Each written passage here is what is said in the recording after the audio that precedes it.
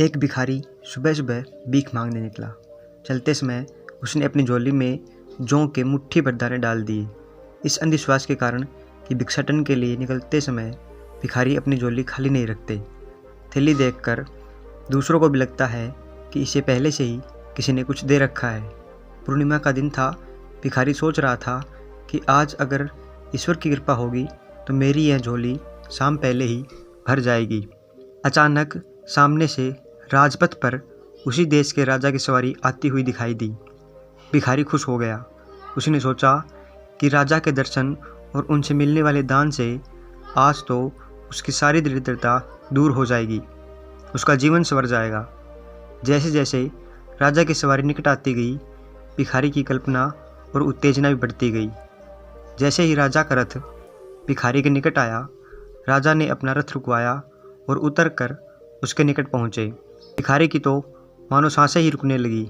राजा ने उसे कुछ देने के बदले उल्टे अपनी बहुमूल्य चादर उसके सामने फैला दी और उससे भीख की याचना करने लगा।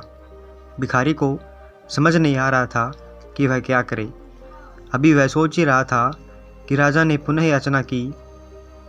भिखारी ने अपनी झोली में हाथ डाला, मगर हमेशा दूसरों से लेने वाला मन देने को राजी नहीं हो रहा था।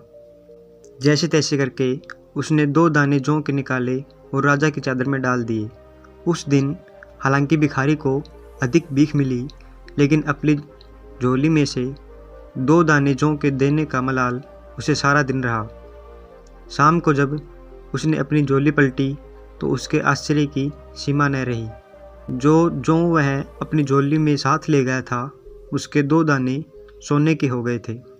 अब उसे समझ में आया कि यह दान की महिमा के कारण ही हुआ है। वह पछताया कि काश उस समय उसने राजा को और अधिक जौ दिए होते, लेकिन दे नहीं सका क्योंकि उसकी देने की आदत जो नहीं थी।